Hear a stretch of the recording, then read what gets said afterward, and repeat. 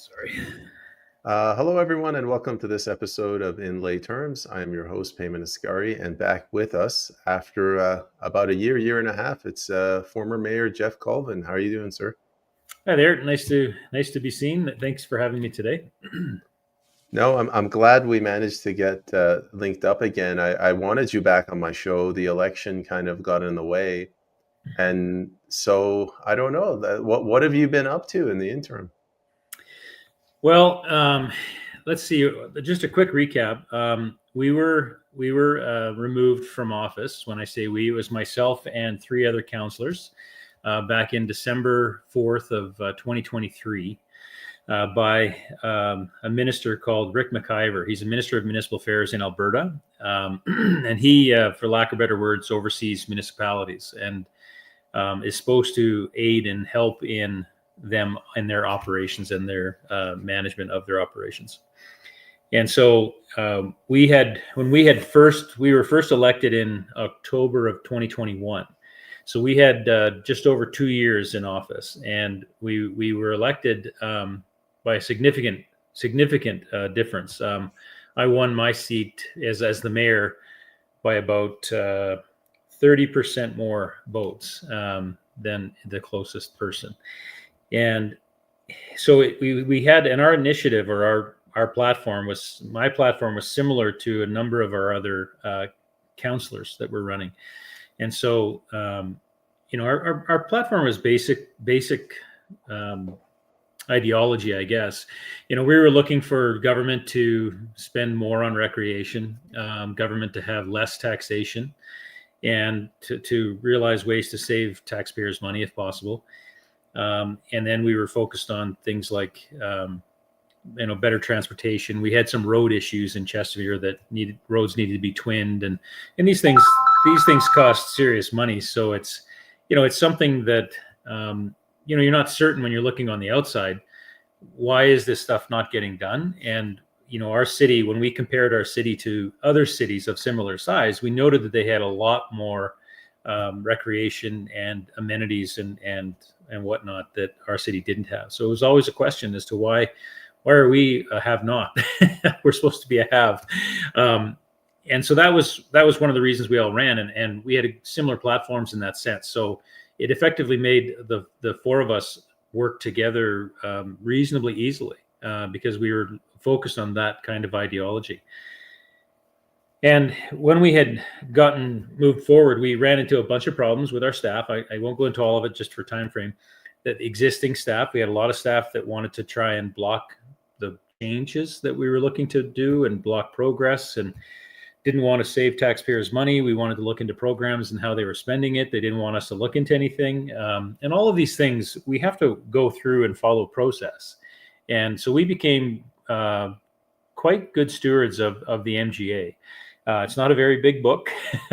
Anybody can read it. It's kind of boring, but we were, looking at it quite a bit. Could you break what the MGA? What is that? So the MGA is what governs all of the municipalities, which is called the Municipal Government Act, and it's a book, very small book. It's about about 8 inches by about 6 inches, and it's about 600 pages. So, normal 8.5 by 11, it's not very big. And so getting to read this, and most cities don't work with every page of that act. We work with, probably about 30 of them. So it's really not that complicated. We also have access to a lot of professionals and experts that help us with interpretations of what, legal speak is and the way that it's worded and whatnot, which is reasonable. So, we tried to do a lot of things to try and really intensify the transparency aspect. A lot of people and councillors and politicians talk about transparency, but they never do it. And so we said, well, why wouldn't you be allowed to do it? Like, what are you saying? Like, why don't we show our citizens everything we can? This is not a private company. And so the city, the government and even our staff didn't like that. They didn't like us trying to demonstrate and be transparent about as much as we could to the public. And really what it came down to is we were noticing that the city had some very odd some very odd things that they had inside the city that you can't see from the outside. And like one of them was what's called a restrictive surplus account. And from the outside, you've never heard that word because we don't use that in the private sector. It's only used in the government sector, which makes you go, well, what's that about? Why would you do that if that's such a thing? And it allows the government to take unused, I shouldn't say government, it allows the staff to take unused funds from a budget and then create a corresponding entry to then eliminate it off of their budget going forward. And you're like, what does that mean? And what happens is it took a while for us to understand it. And one of our counselors was an expert in financial accounting, and he actually found it. And he said, this restricted surplus accounts are hidden. And I said, what do you mean? Aren't they reflected in the budget? And he said, they're not. And so we were very confused by that. And ultimately ended up happening is that this was a slush fund of money that the staff were able to sequester and have control of without council's knowledge. And that's a no-no. You can't have funds that the city people get to spend of taxpayers' money without council, who are elected officials, to make sure that those budgets make sense in whatever the city is going to go spend. If I can just jump in, this sounds like CIA Black Ops, like it's off the books. It's almost like that. I mean, our fund, which was, it's substantial. Our city's small. It's about $10 million, right? And this account, we were like, what? You guys can go spend this however you wish. You don't have to follow procurement policies. You don't have the transparency. And so we were, we didn't want to argue about it with them. We just said, okay, enough, no more. So we passed a motion that it's done. And all of these funds have to come back into general revenue and general expenses. And if you need funds, then you come and ask us for funds over and above whatever your budget allocations are. And they didn't like that at all. And we just said, look, transparency is extremely important when we're dealing with other people's money. If it's your own, do whatever you want with it, of course. But when it's taxpayers' money, we have to make sure that we're spending it appropriately. And then, and really what that means is, are we getting good bang for our buck? I mean, cities do run commercial operations. You have to have proper sanding trucks that work all the time, proper garbage trucks that work all the time. I mean, these things aren't cheap. That's by any means. And you're not looking to lipstick them together or band-aid them together. They have to be running in an organized commercial fashion. And so that does cost money. So we're not trying to say that they shouldn't spend money, but we were very critical of how they were spending. We found out they were sending trucks to auction that had 10,000 kilometers on them, and pickup trucks like that they would drive around the city. And we said, what are you doing? Are these trucks falling apart?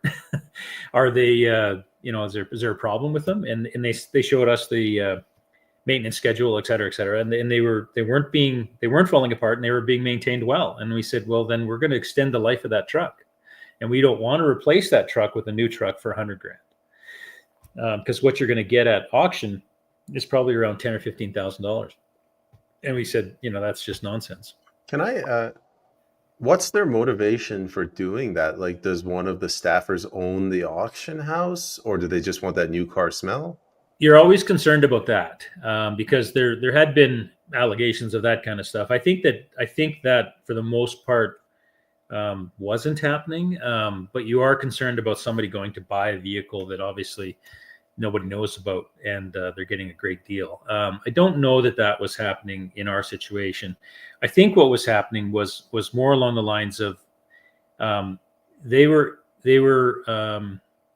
what's the right word for it? They really didn't care about it. They're oblivious to what it meant, and that disconnection between taxpayers and taxpayers' interests and their protection of their money and the staff is just not connected. It's just something they don't think about. And we as councillors, of course, are taxpayers in our city. And so we were coming from that perspective that we were very concerned about all of this stuff. And at the same time, not just what we're spending it on, but what we should be spending it on. Like, what more things do we want to add to, rather than, what are you actually spending it on? And does it make sense what you're doing? And that's where we found there was a lot of silly things that were going on. Like, we had our city, as silly as this sounds, our city was trying to get a dog park, and they just really couldn't get their act together to get one. And you'd think that in a city that has a $50 million budget, that would be pretty simple to do, right? Over, I don't know, some years anyways.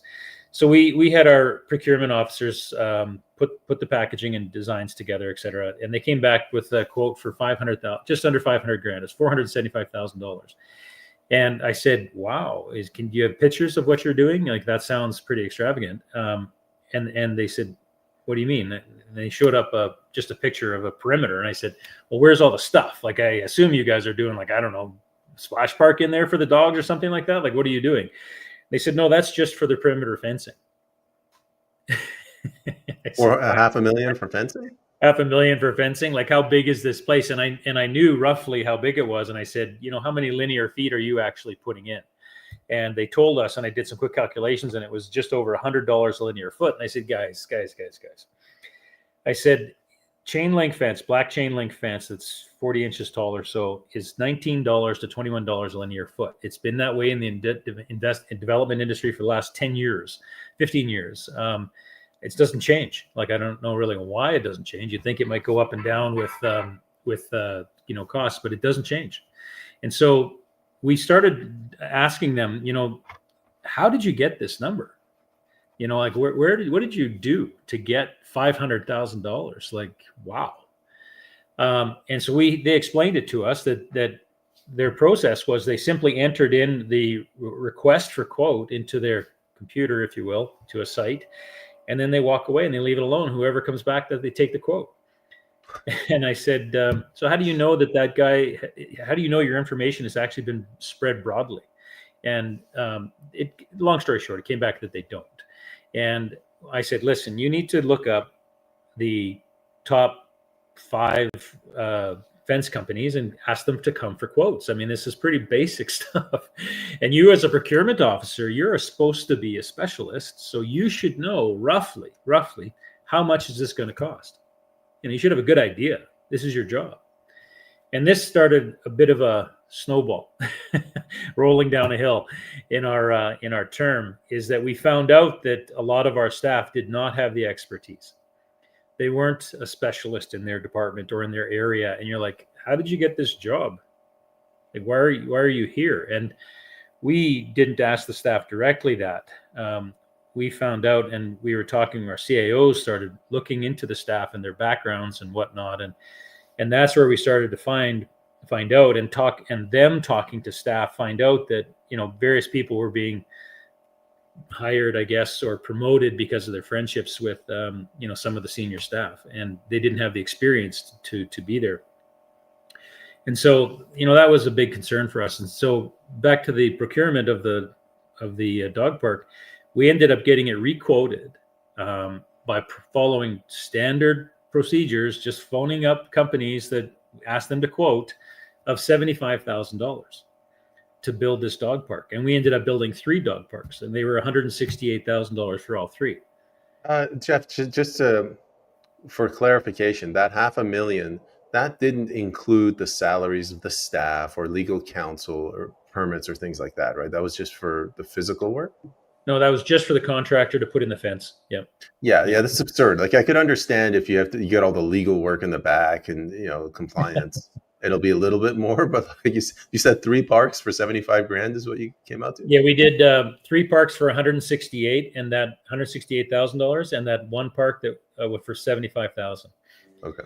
And so it was shocking, right? I mean, but these are the numbers that on the private sector, this is what we experience all the time.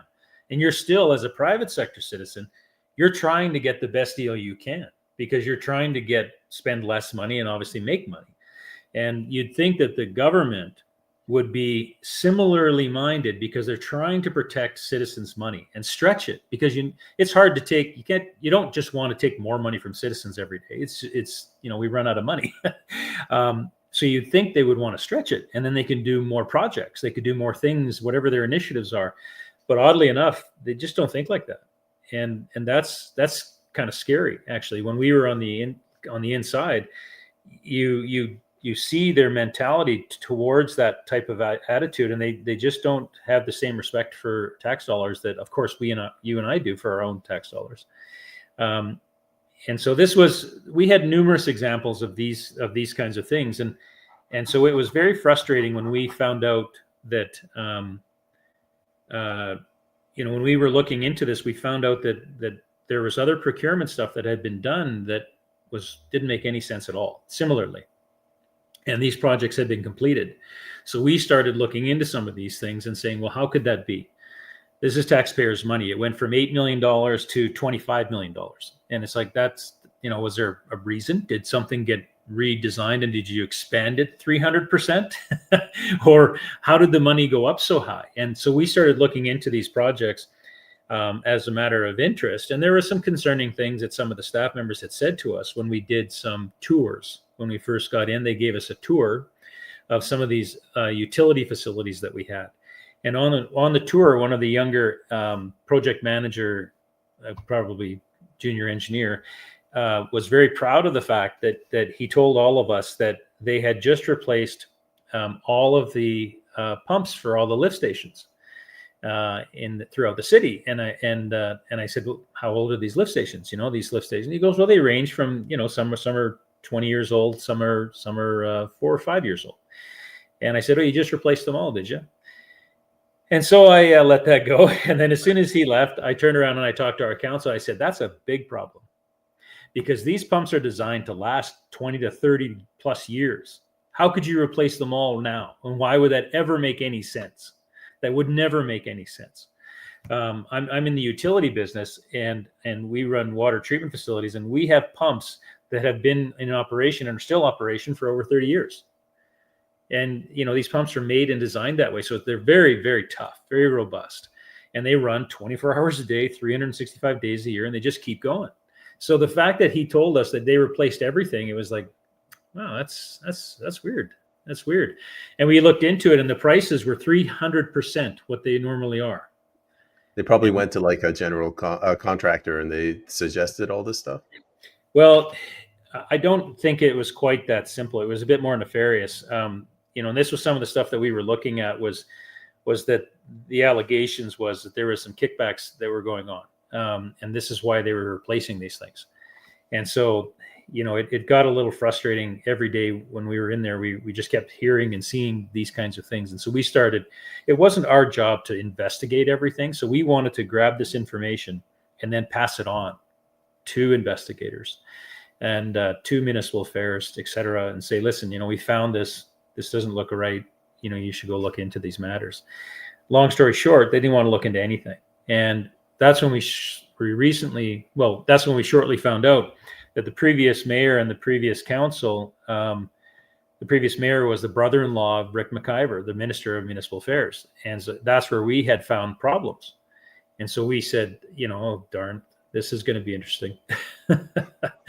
So that automatically started us, heading down a different path. And with our, even when we were running, we were already indicating that, wasteful spending was something that we wanted to tackle in an aggressive fashion. And what we found out later, probably about 6 months in, was that the government and some of our councillors had been attempting to derail our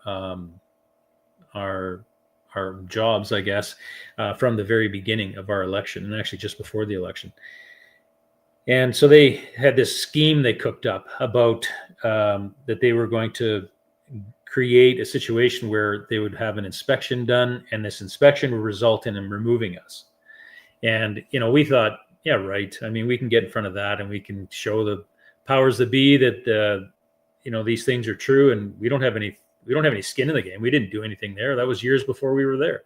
So what does that have to do with us? And so that started a process that ultimately ended in them the inspector not looking at any of the evidence we provided them, coming up with a bunch of fictitious statements with no background, no evidence to prove any of it. And it was all 100% smear job.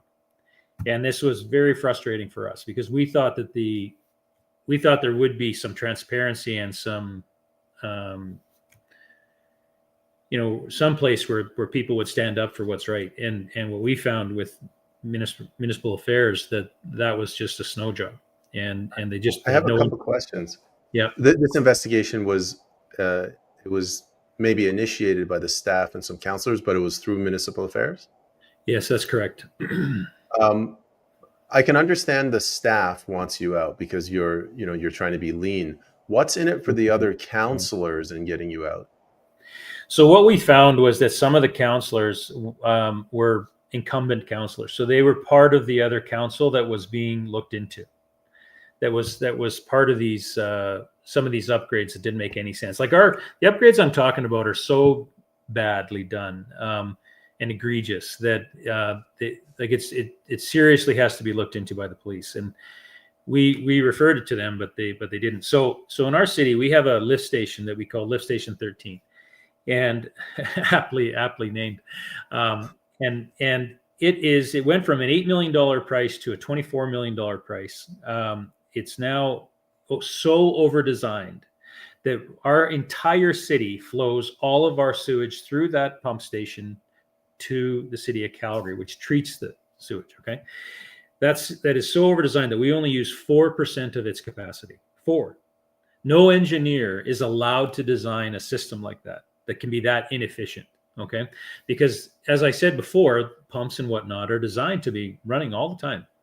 And so our smallest pump in this facility is just about 400 liters a second. It pumps. Our city produces approximately 50 liters a second. So we're just about 10% of that one pump. And there's 4 of those pumps.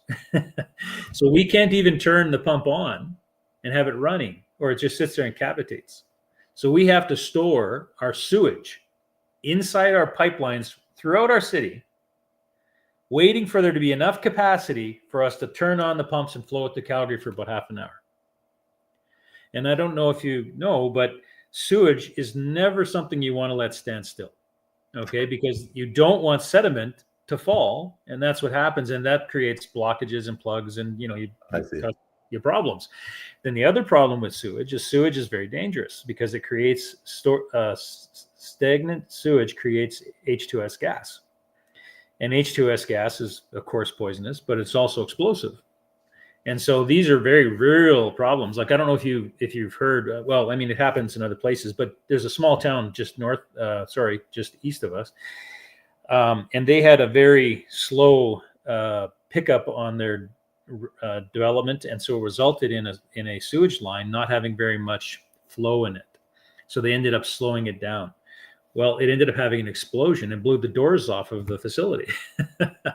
And the operator, thank God, he had just left. He just walked down the stairs to walk away, and it blew him across the parking lot. And he had third-degree burns everywhere. I mean, it was terrible, but he lived. And it's a real thing. Like, you just don't do this, right? Our city is doing this all the time. And to try and abate this situation, our city pumps in $1 million of medical grade oxygen into the pipelines to dilute the H2S gas. Like, it's just dumb and dumber again and again, right? Like, the system should have been designed. You can design a treatment plant, you can design a lift station to be phased, so modular almost. So you'd start with, say, for example, instead of having 2 big pipes that might go to Calgary that are too big for us to flow, you might have smaller pipes as well. So you could gradually grow into, some configuration, but they didn't do that. So we have a terrible situation and what happens is throughout our city, on what we call Rainbow Road, which is a weird name, we had our citizens complain every day almost about the smell. They walk out their house and they smell it. This entire time I've been laughing. That's because of why, like, that guy that got blown across the parking lot. I'm just thinking that must have taken weeks for the smell to go away. Well, and you can actually look it up on the internet. It's in Langdon, and you can look up an explosion at the sewage plant in Langdon, and it talks about it because it was a real thing, and it's very scary. And yeah, so these kinds of things we asked for this to be investigated, because the engineer that would have been a part of that would never have been allowed to design something like that. So you ask yourself, and the Engineers Association would never have accorded something like that either. So you ask yourself, how did it happen then? And that was where somebody needs to answer that. And this is Jeff, I'm noticing a trend. I talk to a lot of whistleblowers. So a whistleblower would go to like the ombudsman's office and they say, we can't investigate this because of this reason. They don't do anything, guys. Yeah, like they always pass the buck and they have a reason. Like how is it that as a mayor, are you legally not allowed to investigate? Is it frowned upon? Does the staff do like a coup d'etat against you? Well, I mean, there is a point where you should, I mean, you do a general, I guess, investigation that, and then once you see that you have legitimate concerns, that you've got some evidence of it, essentially you would pass that on, whether it's criminal or whether it's, negligence, I guess, and we did refer these matters. Of course, we talked to the ombudsman. They wouldn't do anything. We talked to the Minister of Justice. They wouldn't do anything. We talked to the Minister of Emergency Services. They wouldn't do anything. We even talked to ACERT and asked them, and they wouldn't look into it as well either. And it really came to be shocking because there's many more things we included in these reports.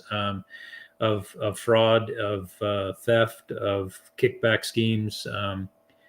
We had third-party people coming willing to sign affidavits of the scheme, and these guys, all of them, would not look into them. And then we actually had passed as council a motion to have things investigated by an independent third party, and it was going to be a law firm out of Edmonton. And within 20 hours of us passing that motion, Minister Rick McIver signed an order to put this guy Doug Lagore in as they call an administrator, and he terminated that investigation.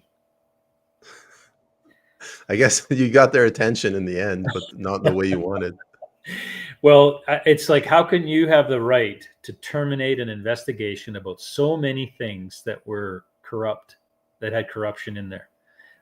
So many things for the citizens of Chestermere that were critically important, and that tells you a lot, obviously. And so when they we were removed for a bunch of allegations, and then the city, through Doug Lagore, who was the person that Rick McIver put in, filed a lawsuit against us. And right during 7 days before our by-election was going to occur, they filed a lawsuit against us. And it's like, geez, I thought that was illegal. During the writ period, you weren't allowed to do that. Yeah, it sounds like election interference. That's right, it does. And let me guess, they didn't investigate that, though? No, they wouldn't look into it. They wouldn't block it. They wouldn't do anything. And Municipal Affairs is the one who's actually supposed to look into that. And so Municipal Affairs is the one that was behind it. And so it was pretty sad. And with that lawsuit, and there was the lawsuit, and there was a lot of rumors and stuff that Mr. Rick McIver was spreading around the province. And I had met over the 2 years of myself being as mayor, I had met most mayors throughout the province, and I had 4 or 5 of them that would come up to me at events or call me and tell me what Rick McIver had told them. And they knew it was a lie because of what he said. And so some of the things that he would say to people is that he would say that, so the mayor stole 2 motorbikes that were for the police. We had a motorbike program for peace officers to drive around and as police people, and that I supposedly stole these motorcycles, and they were in my garage. I mean, it's like, are you, like, that's incredible. What a statement, right? And if it happened, why wouldn't you have the police come and get them then? And what's funny is that in the lawsuit, guess what? Doesn't say anything about that. And so we filed a lawsuit, and in that lawsuit, we're going to have these mayors put in their affidavits that Rick McIver said this, which is 100% slander. And Rick McIver also told them Rick McIver also told them that we stole millions of dollars. And that was what caught a couple of the mayors off guard, as they said, Jeff, as soon as he said that, we knew that was a lie. Because how does a city have millions of dollars that you can take, right? They don't. You don't just have money sitting in the basement in safes or anything. People don't pay with cash, that doesn't work like that. And so he said, they knew he was lying. And I said, of course he's lying. Of course we didn't take millions of dollars. My God, how would you do it anyways? And so guess what? In the lawsuit, not one single mention about it again. And I'm like, fantastic. Another point that's in our slander lawsuit against them, that these people will sign an affidavit that he said this to them. And of course, we never stole money. I mean, that's just insane. Why would you do such a thing in such a simple situation that you would get caught? I mean, that's just crazy. And so anyways, they found this lawsuit, which was a bunch of hogwash. And our CAO, we had a tri CAO model, okay, and that was a different model than what all municipalities have. And what it was is we brought in 3 people to take over the single position of CAO. And the reason for that was 100% transparency. Is that what we found was happening, and whether it happens everywhere, we noticed it was happening in Chestermere, was the CAO was not disclosing the entire story to the council. And so the council wasn't able to make, decisions with all of the available information. And what we believed, actually, the reason he was doing that was he's trying to manipulate council. And I said, that's just not right, because there's so many mistakes that councils make. And if they're not having access to the correct information, how in the heck are they going to make a correct decision? And so what we did is we changed our model, which was allowed in the MGA, and we had legal review that numerous times. And Rick McIver never said it wasn't allowed either, the Minister of Municipal Affairs. And so we had 3 CAOs. One was in charge of corporate services, which is your internal financial areas. And then one was in charge of community operations, which is your outside, snow plows, grass cutting, that kind of stuff. And then our third was an engineer who was in charge of our development services. And so very different people, right, and that have backgrounds in these areas. And that's what I always said when I looked at these CAOs. I'm like, you don't have the background in all of these areas. How can you be doing this job? And so that I was pretty critical of the CAOs doing that. And it just, the problem is whether a CAO is corrupt or not, it puts too much power into one person's position. And democracy is all about spreading that responsibility and authority over. And it is more expensive. Now, what we found is we merged positions. So we merged CAO positions with some of the directors of those departments, so that we were spending essentially the same amount of money that they were before. But we had independent people in their area with the same authority. So one CAO couldn't beat up the other guy and say, I'll fire you if you don't do what I say. And council got way more information then. And I quite frankly think that's one of the biggest things that all cities need to do, is they need to protect their staff from a rogue CAO, and make sure council, which is who you've elected, gets all the information so that they can hopefully make a good decision. I mean, that's what their job is, obviously. That makes perfect sense. Jeff, I have 2 questions going back. You mentioned something called ACER. What is that? ACERT, ASIRT. And so what does it stand for? It's essentially, it's an organization, or it's a department of the government that investigates police and when things have not been done properly by the police. Then we had a variety of situations where our RCMP had done a number of things that were offside. And we had one situation with 2 of our counselors, and one of our RCMP staff members had gotten their hands on a budget of one of our CAOs. Okay, I mean, honestly, it's not that crazy of a thing. It's a confidential document, but I mean, it's not, you've got something that you're going to do something with. What they did with that is where the crime starts to happen. Is that they changed it to say that, they manipulated it to say that this had all of the staff's social insurance numbers in it, that it had their salaries, had their home addresses, had all this information, and then it was being spread around the city for devious means. And they brought it to council's attention. And so we said, well, that's concerning. Let's take a look at it. Like, what are you talking about? Let's see what you're talking about. So when these counselors brought it to our attention, they then, scurried around a little bit in our council meeting, and then they emailed it to all of council, and we took a look at it. And, we're reasonably proficient in the electronic matters of documentation. And so we started looking into the properties of these documentation. And we found out that these documents were not created by independent third parties. I said, these are normal standard city documents. And inside these documents, they have the formulas that are the city's formulas. Nobody would go to this extent to draw these silly documents with all of this detail behind the scenes. They would just write it on a piece of paper. And so we said, this isn't what you've said it was. And they were trying to get one of our CAOs fired because of it. And it was pure fraud. And it was just absolute pure fraud. And we found out that one of the RCMP people had this documentation, sent it to one of our counselors at his home email address, rather than sending it to council. Like, it's like your job is to send it to the mayor or the CAO or something, actually probably to your boss and then to us.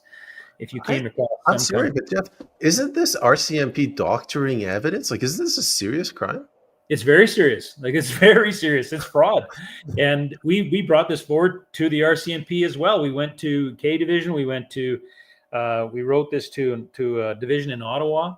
And, they just did not want to investigate this stuff. And that's why we also went to ACERT, as your question initially started, explaining these crimes. And we showed them others. There's other ones too that we brought up, but what did the RCMP say? Like, we don't have time, you don't have standing. What was the reason? Nothing. No, we got that they, I don't want to make a mistake in exactly what they said. Yeah, it's like, I don't want the RCMP knocking on your door. Yeah, no, I'm not worried about that, but it was basically to the effect that they just won't be looking into the matter.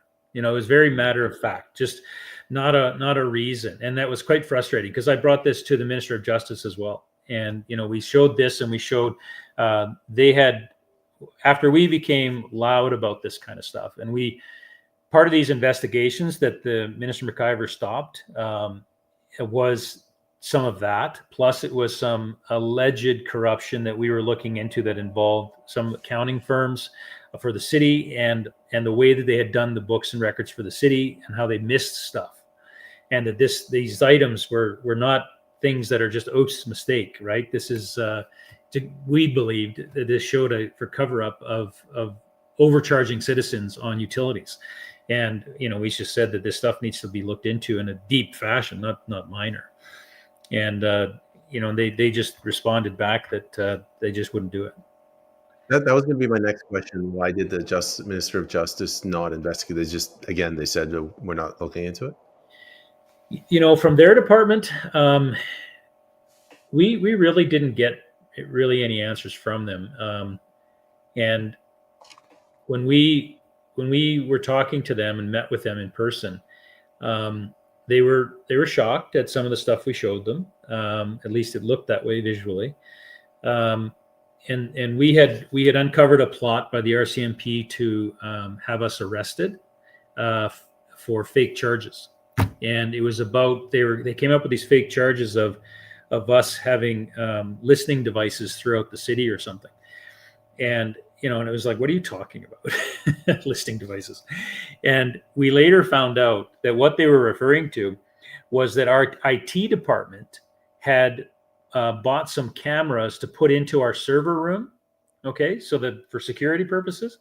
And they were trying to use this as an excuse to say this made up fairy tale that we were surveilling staff or something like this. And it just never happened. And we talked to the Crown Prosecutor in Calgary when we heard about this plot, and he instructed us through our lawyers to get a sweep done of our building, and that we had to not be present. And so they orchestrated this, the CAOs and our lawyer, and they swept the building for devices and whatnot. And of course they found none.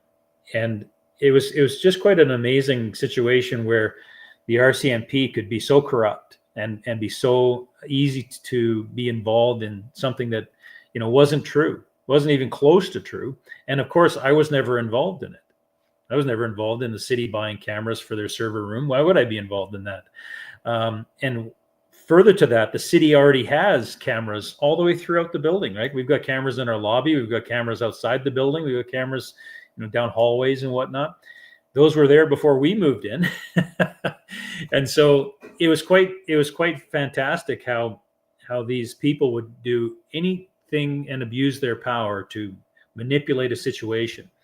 And, it's quite frustrating because we were very focused on trying to save taxpayers money. And by changing the procurement policies and the way that we did things, we were finding tens of millions of dollars of savings.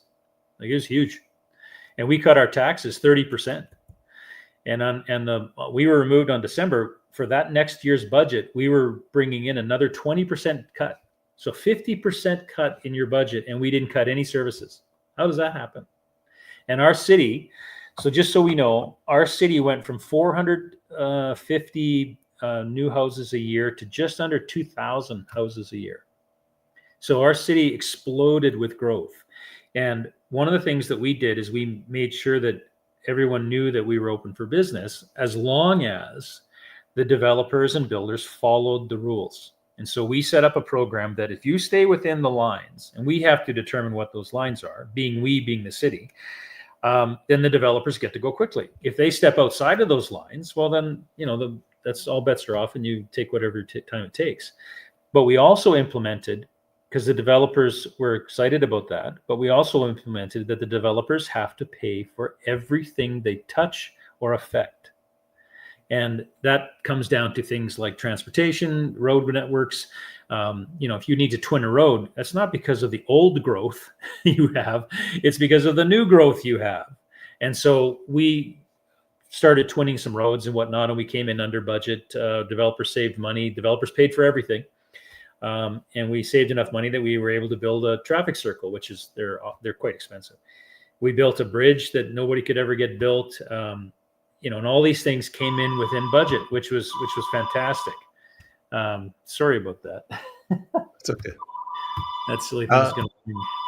Jeff, I want to switch over to debt, but before we get to that topic, this issue that they're trying to pin you for surveillance, listening into people. How does that work in law enforcement? Do the police have the right to arrest anyone for whatever reason, or do they have to go to the Minister of Justice, the AG? Well, when we spoke to the Crown Prosecutor, because our lawyer said they have to go through the Crown Prosecutor. And so he wanted to connect with him and say, what are you talking about? What are you talking about? You're going to arrest a public official for something that's a joke? And he didn't know anything about it. And he said, what? They can't arrest you for that. And we showed him the documentation, because what happened is accidentally the RCMP emailed this request to provide authority to arrest us to one of our secretaries. They had the same first name of somebody that they were sending it to, and it came across their desk. And so they immediately brought it to us, and we then sent it to our lawyer, who sent it to the Crown Prosecutor. And he said, you can't be arrested for this. And we said, well, here you go. Here's their request. Here's their situation report of what they're going to do. And he could not believe what he was reading. He said, this is a total abuse of power. And he said, okay, you need to do this and this and this right now. And so, of course, we did that. And then, Rick McIver now wants to charge us for that. And so what happened is that with these kinds of things, Rick McIver put together a lawsuit with Doug Legore, and sued us right 7 days before the by-election, made sure all the public knew about it. It got leaked out before we knew about it. And it was all about trying to make sure that we didn't get elected again. And they were successful in that. We were close, but they were successful in that. And what ended up happening is that this lawsuit that they filed was full of garbage, right? Our CAO, they said things like, for example, that the mayor retained law firms. Okay, so So our city, we approve a budget at the beginning of the year. Okay. Our budget includes things like legal fees. We have an expected budget for legal fees, and our city's not huge, but we had been trying to bring down our legal fees from what the legal fees were being spent previously. And we approved just over $600,000 of legal fees to be in our budget. Okay. And legal fees go for normal things as well. You'd use lawyer services for subdivisions, or not building permits, but approvals of subdivisions, and how we're going to rezone lands, and all of these kinds of things. Any kind of questions our CAOs may have, right? Not really for council. And so Rick McIver and Doug Legore tried to make it look like all the legal fees that the city spends for everything is our fault. And we're like, that's for city business. That has nothing to do with us. And then they made this fantastic claim that we engaged them. Well, obviously we have 100% proof that we did not engage them. So you sign an engagement letter with the law firm. That's how it works. Our CAOs signed the engagement letters with these law firms, 100%. So we knew this was just garbage, and we filed a demand for particulars, okay, in our lawsuit, which is saying, this is such a hogwash. We want to demand you show us that you have proof of what you're saying, because this is all crap, and we know you don't. So please bring it forward. They took their time, and of course, they came up with nothing. So we had our questioning, the discovery on our affidavit and whatnot that we put in, and so we now filed a right to, or what do you call it? We filed a case to dismiss the lawsuit because it's frivolous, and so we're going through that right now to dismiss it. Then on top of that, because of this and because of everything else, we filed our own slander lawsuit against these people for $20 million. And we're going to go after every single one of them and go through every detail of these reports that they've written and all these things, and just prove the lies line by line. And it's like, the reason we're doing this is to show people how bad the government is and how wrong it is that they have this right to abuse their power to make up these false reports. And there's a bunch of bad actors that have contributed with this. Like even in this Deloitte report that we had written, they had brought up, it indicated that the mayor, for example, which is myself, didn't submit invoices for anything of his expenses, right? And it's like, well, of course I did. My invoices were given to my assistant, who created a report that detailed all of this out on a spreadsheet, and all of this was given to the CAO, who then signed off on it, or had a question or whatever, and signed off on every single thing that we provided. And they claimed in writing that we didn't do that. And it's like, well, I gave you, and so I gave them a copy of it, and they still did not put it in the document. Jeff, let me recap what you just said and what happened. The feds, the RCMP, the federal police, they weren't doing their job. There was some funny business. So you asked the provincial government to investigate them, ACERT. And then when you did that, they tried to throw you in jail, claiming that you were surveilling people. Yeah. And when that didn't work, the Alberta government, municipal affairs, engaged in election interference to make sure that you didn't get reelected. Yeah. Yeah. And well, you just gave me another reason to drink tonight. That's the state of affairs in Canada. Well, there's lots of things that to talk about. It's hard to go through it in a quick format, but the lawsuit is very simple. The lawsuit against us is very simple and easy to explain. There's really only about 10 items. So they had claimed that they're suing me for having a seal. Okay, so I used to. We found an instance where someone in the city hall forged my signature. Okay, so I said, "Oh my gosh, that's terrible." I went and then through the CAO gave me permission to order a seal. Okay, so it's just a normal corporate seal you'd stamp on a piece of paper, nothing crazy. I ordered a seal to stamp on every time I signed something. I stamped it and then put it in my desk and locked it. The government wants to sue me for that. Why? They say that I misappropriated funds. I didn't have approval for it. And it's like, what are you talking about? This thing is like, the seal was $11.99. And then to get it put into an actual metal seal, it was like another $70 or $80, something like that. And so they want to sue me back for that. And I said, well, and they said I didn't have approval. And I said, I had approval. The CAO signed it. Here's her email. Here's her signature. And she actually wrote an affidavit and a letter saying that she 100% approved that. Again, with legal, she wrote an affidavit and a letter saying that she 100% engaged every single one of the lawyers, which was 3 law firms, for the entire city's processes, not just for anything for us. And then there was things like there was a consultant that they wanted to sue me for, this fellow, Dan, and he was hired, and the city spent, I think, $5,000 on him, $5,700, something like that. And they said, you engaged him. And I said, I didn't hire him. The CAO hired him. And the CAO, in her affidavit, said she hired him. It's her signature on his letter of employment, not mine. And it is the CAO that hires staff. We don't hire staff. So it's comical. And there was things like, for example, an RCMP painting, as stupid as this sounds, $3,100 for an RCMP painting that was of the 150th anniversary between the Crowfoot Nation, the RCMP, and Chestermere was involved in that as well, at a fundraiser. It was for charity. And we got permission from our CAO to bid on this and acquire it up to $3,500, and we got it for $3,100, and it hangs in the City Hall's lobby. Okay. And this is something else they said, well, you never had CAO approval. And it's like, guys, our job is really easy when it comes to that question. Okay. We get council approval or the CAO's approval. That's how it works. There's 2 ways of doing things. This isn't that complicated. And so again, of course, the CAO approved that. So there was that, and then the other things that they did was we had a carnival. This one's kind of funny. We had a carnival that they wanted to sue me for, and our counselors actually, and it was for $95,000, and saying that I engaged this carnival and it cost us $100,000 to do this and all this kind of stuff. And I was being questioned by the government on this in our discovery. And I said, yeah, I've been waiting for you guys to get to this point because I really want to talk about it. And I said, so go ahead, ask your questions. And so they started talking, and I was kind of joking with them. And I said, it's amazing how much you guys don't understand about what's going on. And yet you've started this fictitious lawsuit. And I said, do you know that the carnival was free? Like, do you not understand that?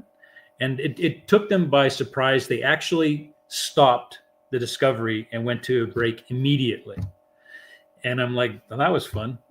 They came back about half an hour later, and they throw this piece of paper at us, and they go, what's this? And I said, read it. I said, that says an invoice for tickets. And I said, what those tickets are is that's for a sneak a peek tickets like the Calgary Stampede has, that you buy before the carnival gets there, and it allows you to come there the night before, right? Like, just like Calgary, there's nothing special. And I said, the city sold those to people. I said, we didn't give them away free or something like that, like you're suggesting. Why would we do something like that? I said, all we're doing is following what the Calgary Stampede did. I mean, it really wasn't that big of a stretch. Anyways, I told them, I said, the carnival was free, guys. I said, this carnival goes to places like Walmart parking lot, okay? And they probably paid Walmart to be there. To rent their space. I said, we didn't pay a dime to have them come. But what we did do is we dressed it up. With our events. So we have, our CAOs have an events budget of about $350,000. And we spend somewhere around $60,000, $70,000 on an event. So they would have like bands, or they would have things in the park for citizens to come watch and participate and all this kind of stuff. All they did was they merged the carnival timing with an event that they had planned, and they put these things together. And so there wasn't a penny spent to the carnival company, and the CAO signed the engagement of the carnival company. And I said, here's her contract, here's her signature. What are you guys doing? And they were kind of dumbstruck, right? And I just said, I feel sorry for you guys because you obviously didn't initiate this lawsuit. It was the other idiots that did. And that's a shame that they're wasting taxpayers' money. I imagine this lawyer is probably $1,000 an hour. And it's like, what a waste of time that you're spending. And this stuff was not benefiting people, but the carnival was fantastic. We had just under 30,000 people come to the carnival over the 4 days we had it. And Chestermere, as a size, our city is 30,000 people.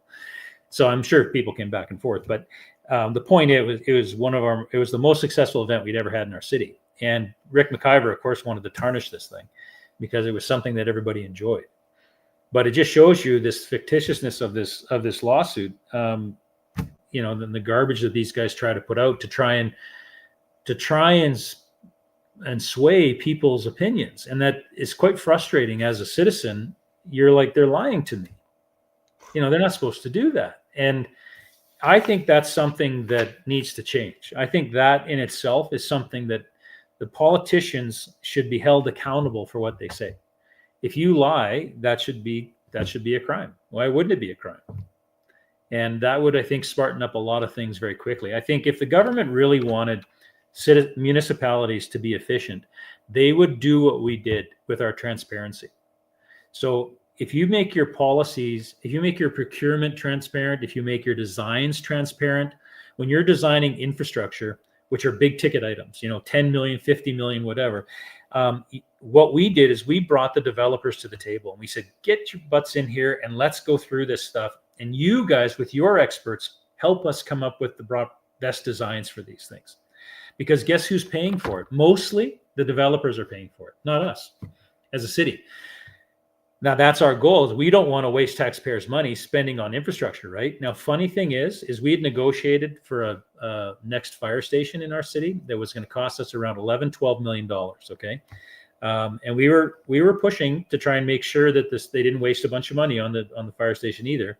And our fire chief, acknowledged the design and worked on the design with the developers and whatnot. When we were let go, Doug Legore terminated that fire station's process, and now they came back with one for twice the price. And guess what? The developers aren't paying for it up front anymore. They might pay for it down the road, but this is how the schemes work. The city does the work, then they pass it off to a developer down the way, and the developer doesn't want to argue, because if he argues, they're going to be slow on his approvals and his permits and all that kind of stuff. And so it's a cost of doing business, and they get their kickback out of that process. And that's got to stop. That's taxpayers' money that's being wasted. That's why affordability in our country, in our provinces, in our cities is getting out of control, because you're paying for all this kickback. We are citizens, and this needs to stop. And the government can stop it. Very easy. Make the procurement process completely transparent. It's that easy. Because somebody in your city, everybody knows something, right?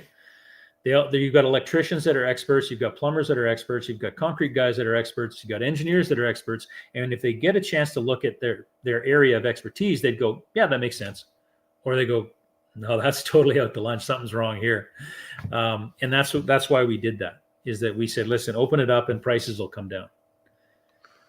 Jeff, we're almost at an hour, so we have to wrap it up. But I just say that you made the critical mistake of being one of the only honest people in government. So lesson learned, if you're a good person, the government will come after you.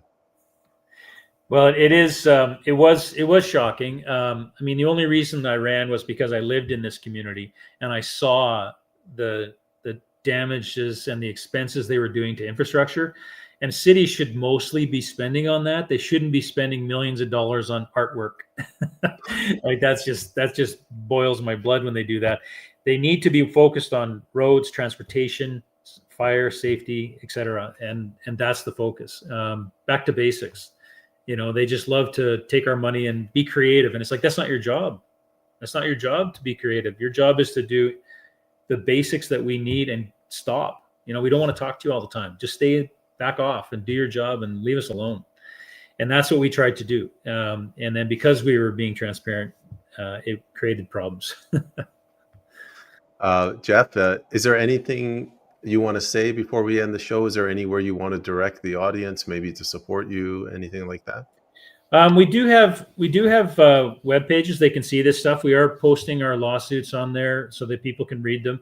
Everything is transparent. We don't have a problem talking about anything. And this nonsense that these guys, these rumors that they spread and whatnot. That's something that we don't have a problem answering any questions on. Our websites are jeffcolvin.com, JEFFCOLVIN. We also have cleanupalberta as well.com. And then we also have on our social media, Facebook and on X. And so there's those kinds of things. But there's lots more to talk about, and we'll be glad to go through things in more detail if you'd like at another point. And we can actually show evidence. We can show exactly what we're talking about rather than just talk. But it is important. It's taxpayers' money, so it's a big deal. Well, Mr. Colvin, I just want to thank you very much for making the time to come on yet again, and I look forward to bringing you on at some point in the future. Thank you very much, Peyman, for your time. Have a great week. Bye. Thank you.